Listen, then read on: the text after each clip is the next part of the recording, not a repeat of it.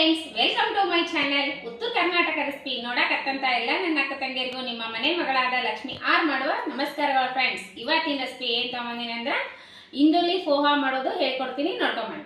ತೊಗೊಂಡಿನ್ರಿ ಅವಲಕ್ಕಿ ಅದಕ್ಕೆ ಏನೇನು ಈರುಳ್ಳಿ ಇಲ್ಲಿ ನೋಡ್ರಿ, ಈರುಳ್ಳಿ ತೊಗೊಂಡಿನಿ, 2 ಈರುಳ್ಳಿ ಕಟ್ ಮಾಡಿ ಇಟ್ಕೊಂಡಿನಿ, ಕೊತ್ತಂಬರಿ ತೊಗೊಂಡಿನಿ, ಕರಿಬೇವು ತೊಗೊಂಡಿನಿ, ಹಸಿ ಮೆಣಸಿಕಾಯಿ, ಸೇವು, ಆಮೇಲೆ ದಾಳಿಂಬೆ ಬೀಜ, ಆಮೇಲೆ ಇಂಗು, ಆಮೇಲೆ ಜೀರಿಗೆ, ಕಾಳು ಮೆಣಸು ಪೌಡರ್, ಸೋಪು, ಅಜ್ವೈನು, ಆಮೇಲೆ ಕೊತ್ತಂಬರಿ ಬೀಜ, ಆಮೇಲೆ ಶುಂಠಿ ಪೌಡರ್, ಕಾಳು ಮೆಣಸು, ಶೇಂಗಾ, ಹಸಿ ಕೊಬ್ಬರಿ ತುರಿ, ಯಾಲಕ್ಕಿ, ಲವಂಗ, ಚಕ್ಕೆ, ಪಲಾವದೆಲೆ ಇಷ್ಟು ತೊಗೊಂಡು ನೋಡ್ರಿ.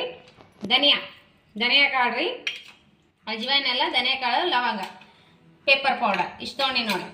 ಇದಕ್ಕೆ ಉದ್ದಿನಬೇಳೆ ಅದು ಮಾಡೋಕೆ ಇವಾಗ ಏನು ಮಾಡೋಣ ಅಂದ್ರೆ ಕ್ಲೀನಾಗಿ ಅವಲಕ್ಕಿ ತೊಳೆದಿಟ್ಕೊಳ್ಳೋಣ.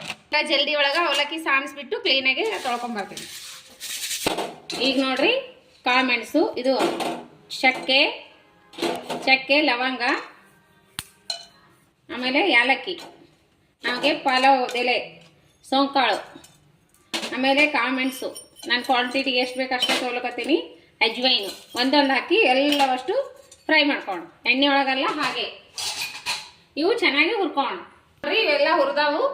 ಇವು ಏನು ಮಾಡೋಣ ಅಂದ್ರೆ ನಾವೀಗ ಮಿಕ್ಸಿ ಏನು ಹಾಕ್ತೀನಿ ಅಂದ್ರೆ ಅಚ್ಕಾರದ ಪೌಡ್ರ್ ಹಾಕ್ತೀನಿ, ಆಮೇಲೆ ಶುಂಠಿ ಪೌಡರ್, ಪೆಪ್ಪರ್ ಪೌಡರ್ ಹಾಕಿ ಇವಾಗ ಗ್ರೈಂಡ್ ಮಾಡ್ಕೋಣ. ಇವೆಲ್ಲ ಹುರಿದಿರುವುದು ಇದಕ್ಕೆಲ್ಲ ಹಾಕೋಣ ಮಸಾಲೆಗಳು. ಇವು ಪೌಡ್ರ್ ಮಾಡ್ಕೊಂಡು ಬರೋಣ. ಕ್ಲೀನಾಗೆ ತೊಳ್ಕೊಂಡಿನಿ, ನೆನೆಸ್ಬಾರ್ದು, ತೊಳ್ಕೊಂಡು ಬಿಡಬೇಕು ಕ್ಲೀನಾಗೆ. ಪೆಪ್ಪರ್ ಇದು ಅವಲಕ್ಕಿ ಮಾಡ್ತೀವಲ್ಲ ನಾಷ್ಟ, ಅದೇ ಅವಲಕ್ಕಿ. ಈಗ ನೋಡ್ರಿ, ಇದಕ್ಕೆ ನಾವು ಈಗ ಅವಲಕ್ಕಿ ಈ ರೀತಿ ತೊಳ್ಕೊಂಡು ಇಟ್ಕೊಂಡು ಈ ಥರ ಬಿಡಿ ಆಗಬೇಕು. ಈಗ ಏನು ಮಾಡೋಣ ಅಂದ್ರೆ ಹಸಿ ಕೊಬ್ಬರಿ ಪೌಡ್ರ್ ಹಾಕೊಂಡು, ಹಸಿ ಕೊಬ್ಬರಿ ತುರಿದಿನಲ್ಲ ಇದನ್ನ ಹಾಕೊಂಡು ಮಿಕ್ಸ್ ಮಾಡ್ಕೊಂಡು ನೋಡ್ರಿ. ಇವಾಗ ಏನಂದ್ರೆ ಇದೇನು ಮಾಡಿ ಇಟ್ಕೊಂಡಿನೆಲ್ಲ ಮಸಾಲೆ ಹಾಕೊಂಡು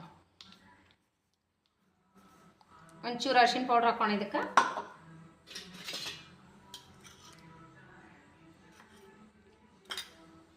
ಇವಾಗ ಮಿಕ್ಸ್ ಮಾಡ್ಕೊಂಡು ಇವಾಗ ನೋಡ್ರಿ ಈ ರೀತಿ ಮಿಕ್ಸ್ ಮಾಡಿ ಇಟ್ಕೊಂಡು ನೋಡ್ರಿ, ಈ ರೀತಿ ಕಲಸಿ ಇಟ್ಕೊಂಡಿನಿ. ಇದು ಒಂದು ಸ್ವಲ್ಪ ಹೊತ್ತು ಮುಚ್ಚಿಡೋಣ.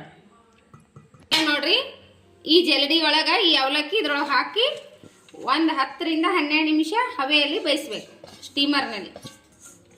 ನೀರಿಟ್ಟಿದ್ದೀನಿ ಹೋರಾಡುವಾಗ ಇವಾಗ ಇದ್ರ ಮೇಲೆ ಮುಚ್ಚಿ 10 ರಿಂದ 12 ನಿಮಿಷ ಬೇಯಿಸ್ಕೋಬೇಕು ಸ್ಟೀಮ್ನಲ್ಲಿ.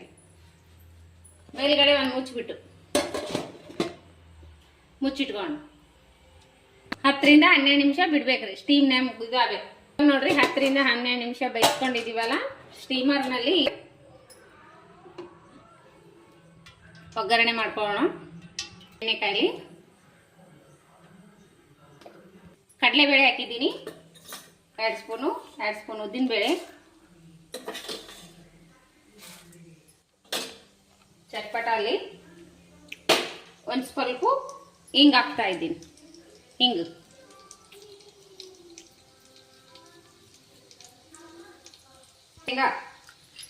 ಶೇಂಗಾ ಹಾಕ್ತಾ ಇದ್ದೀನಿ,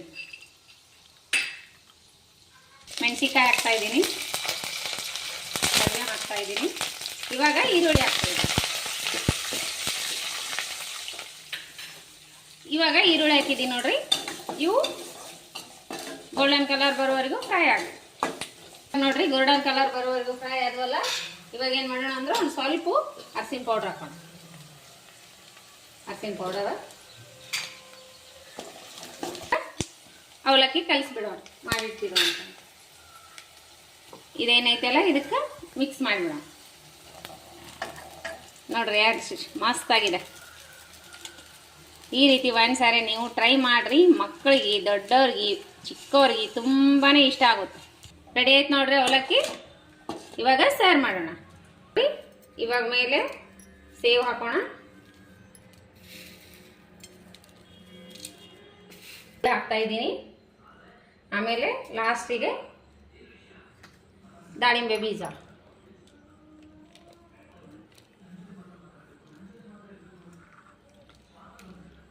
ನೋಡ್ರಿ ರೆಡಿ ಆಯ್ತು ಈರುಳ್ಳಿ ಪೋಹೆ. ಮಸ್ತ್ ಅಂದ್ರೆ ಮಸ್ತ್ ರೆಡಿ ಆಯ್ತು ನೋಡ್ರಿ. ಇಂದೋಲಿ ಪೋಹೆ ಮಸ್ತ್ ಆಯ್ತು ನೋಡ್ರಿ. ಇಂದೋಲಿ ಪೋಹೆ ಮಸ್ತ್ ಅಂದ್ರೆ ಮಸ್ತ್ ಆಗ್ಯದ. ನೀವು ಮಾಡ್ಕೊಂಡು ತಿನ್ರಿ, ಇಷ್ಟ ಆಗೇ ಆಗ್ತದ. ಮನಿ ಮಂದಿಗೆಲ್ಲ ಇಷ್ಟ ಆಗುವಂಥ ರೆಸಿಪಿ ಶೇರ್ ಮಾಡಿದ್ದೀನಿ. ಹೊಸ ರೆಸಿಪಿ. ಈ ರೆಸಿಪಿ ಇನ್ನೂ ಯೂಟ್ಯೂಬ್ದೊಳಗೆ ಬಂದೇ ಇಲ್ಲ. ಮಸ್ತ್ ಅಂದ್ರೆ ಮಸ್ತ್ ಆಗ್ಯದ. ನೀವು ಮಾಡ್ಕೊಂಡು ತಿನ್ರಿ. ನಾನು ನನ್ನ ಮಕ್ಕಳಿಗೆ ಟೇಸ್ಟ್ ಮಾಡಕ್ಕೆ ಕೊಡ್ತೀನಿ. ನೋಡು ಟೇಸ್ಟ್ ಮಾಡಿ ಹೇಳ್ತಾನ. ಸೂಪರ್ ಆಗ್ಯದ್ರಿ. ನಾನು ಸ್ವಲ್ಪ ಟೇಸ್ಟ್ ಮಾಡಿ ನೋಡ್ತೀನಿ. ಮಸ್ತ್ ಆಗಿರ್ತೈತಿ.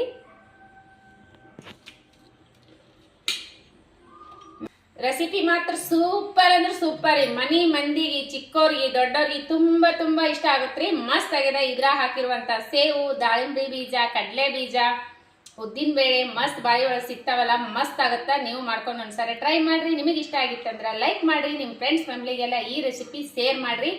ದಯವಿಟ್ಟು ಹೊಸ ರೆಸಿಪಿ ಒಂದ್ಸರಿ ಟೇಸ್ಟ್ ಮಾಡ್ರಿ, ಮಾಡ್ಕೊಂಡು ತಿನ್ರಿ. ತಿನ್ಬಿಟ್ಟು ಅನಿಸಿಕೆ ಅಭಿಪ್ರಾಯಗಳನ್ನು ಕಮೆಂಟ್ ಬಾಕ್ಸ್ನಲ್ಲಿ ತಪ್ಪದೆ ತಿಳಿಸ್ರಿ. ಇನ್ನು ಯಾರೆಲ್ಲ ನನ್ನ ರೆಸಿಪಿ ನೋಡಕತ್ತಿಲ್ಲ, ಪಕ್ಕದಲ್ಲಿರೋ ಬೆಲ್ ಬಟನ್ ಪ್ರೆಸ್ ಮಾಡ್ರಿ. ನೀವು ಸಬ್ಸ್ಕ್ರೈಬ್ ಆಗ್ತೀರಿ. ನಾ ಹಾಕುವಂಥ ರೆಸಿಪಿಗಳು ಹೊಸ ರೆಸಿಪಿಗಳ ನೋಟಿಫಿಕೇಶನ್ ಸಿಗ್ತೈತಿ. ನೀವು ತಕ್ಷಣ ನೋಡ್ಬೋದು. ನಿಮಗೆ ಇಷ್ಟ ಆಗಿತ್ತು ಅಂದ್ರೆ ನಿಮ್ಮ ಫ್ರೆಂಡ್ಸ್ ಫ್ಯಾಮಿಲಿಗೆಲ್ಲ ಶೇರ್ ಮಾಡ್ರಿ. ಮತ್ತೆ ಮುಂದಿನ ರೆಸಿಪಿಯಲ್ಲಿ ಸಿಗೋಣ ಫ್ರೆಂಡ್ಸ್. ನೀವು ಯಾರೆಲ್ಲ ಸಬ್ಸ್ಕ್ರೈಬ್ ಆಗ್ರಿ. ಯಾರೆಲ್ಲ ನನ್ನ ರೆಸಿಪಿ ನೋಡ್ತೀರಿ ಬಿಡುವಿನ ಟೈಮ್ ತೊಗೊಂಡು ಅವರಿಗೆಲ್ಲ ತುಂಬ ಹೃದಯದ ಧನ್ಯವಾದಗಳು ಫ್ರೆಂಡ್ಸ್. ಮತ್ತೆ ಮುಂದಿನ ರೆಸಿಪಿಯಲ್ಲಿ ಸಿಗೋಣ ಫ್ರೆಂಡ್ಸ್. ನಮಸ್ಕಾರ, ಬಾಯ್.